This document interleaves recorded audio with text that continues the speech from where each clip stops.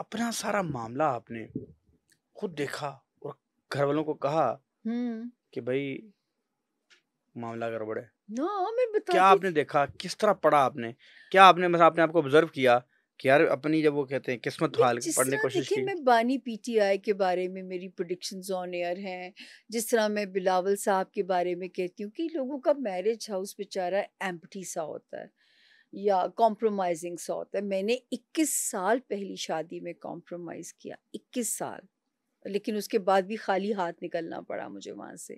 اور پھر میں نے روزگار کی کوشش شروع کی، جو ہے 2009 سے میں نے پراپر جو ہے روزگار کے لیے، پھر میں اللہ تعالیٰ نے، پھر میں ان کی واقعی قسم سے مجھے تو معجزے لگتے ہیں کہ پہلے مجھے سوچے مجھے کس کس طرح رب نے اپرچونٹیز دی. میڈیا میں آپ کسی کی سفارش سے آ ضرور سکتے ہیں ٹھہر طارق، نہیں سکتے، سروائیو نہیں کر سکتے. یہ بڑا لیسر ہے. سروائیو کرنے کے لیے آپ کو پھر اپنا آپ جو ہے نا وہ منوانا پڑتا ہے، آپ کے مٹنا ستاروں پڑتا کے ہے. ساتھ مسئلہ کیا تھا، آپ نے جب غور کیا کہ یار یہ کیا ہے اپنے ستارے؟ دیکھیں وہ برتھ چارٹ ہوتا ہے، برتھ چارٹ میں ہر ایک کی اللہ تعالیٰ کسی کو بھی مکمل جہان دے کے نہیں بھیجتے. کسی کا ہیلتھ ہاؤس اڑا ہوا ہوتا ہے تو اس کا شکریہ کہ اس نے ہیلتھ پہ نہیں آزما لیا. میں کیا کر سکتی تھی ورنہ.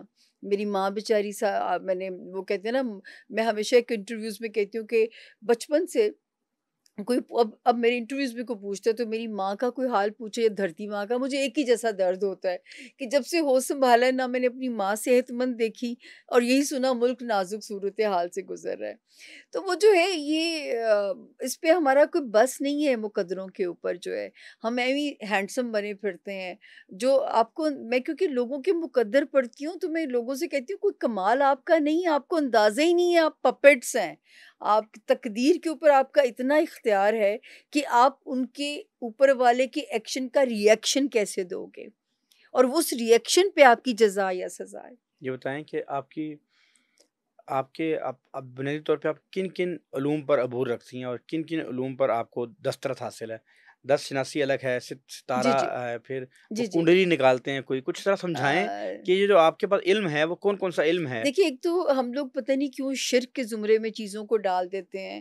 طارق میں واحد عورت ہوں پاکستان کی، آپ اٹھا کے دیکھ لیجئے چینلز پہ آپ کو نظر آ جائے گا. میں نے اسکالرز کے ساتھ بیٹھ کے اپنے علم کو ڈیفینڈ کیا ہے، میں نے لاجکس دی ہیں. جب میں کراچی میں ڈاکٹر عامر لیاقت صاحب کے ساتھ شو کرتی تھی تو کون سے فقہ کا اسکالر ہے جو نہیں ہوتا تھا. بہت سارے فیمس اسکالرز نے مجھ سے ریزنز مانگے، پتہ نہیں مجھے ڈرانا سب لوگوں نے، مت جاؤ کو فتویٰ لگ جائے گا.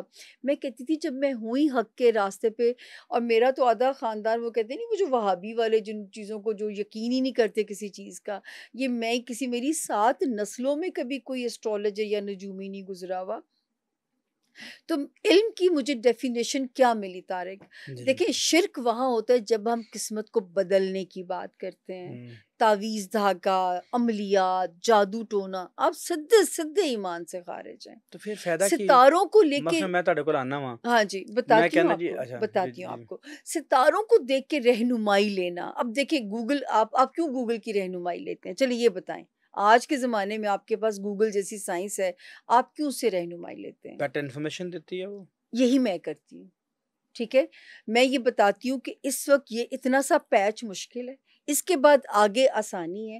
آپ کیسے نوازے جائیں گے، کیسے آزمائے جائیں گے، یہ غیب کا علم ہے، یہ مجھے نہیں پتا.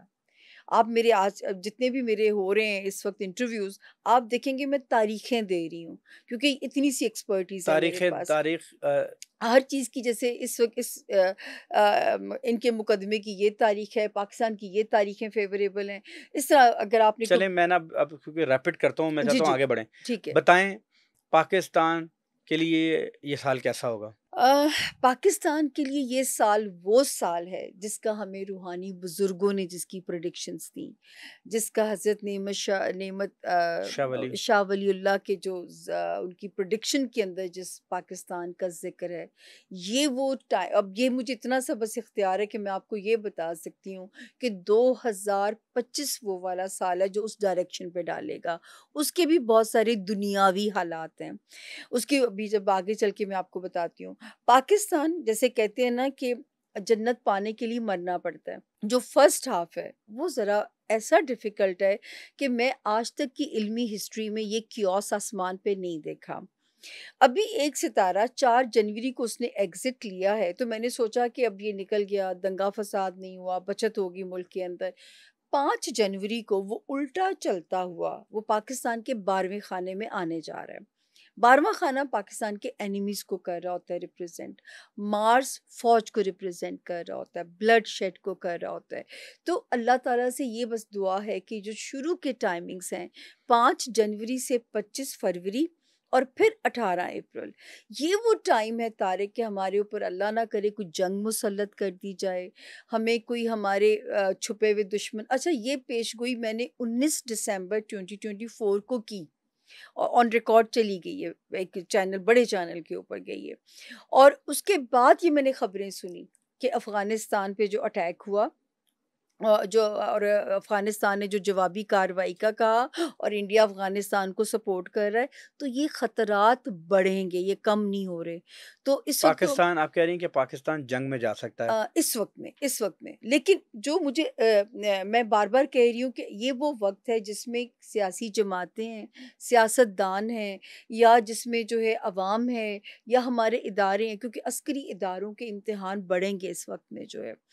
لیکن مجھے یہ امید ہے کہ بس اللہ نہ کرے اندرونی طور پہ ہم مضبوط رہیں، ہم کوئی مزید کیوس اپنے اندرونی طور پہ نہ، وہ جیسے وہ ہمارے اندر ہی میر جعفر میر صادق ڈھونڈ لیے جاتے ہیں نا، بس یہ ان کو موقع نہ ملے ایک وار کرنے کا. یہ ایک آخری موقع ہے جو وار ہم پہ کیا جا سکتا ہے.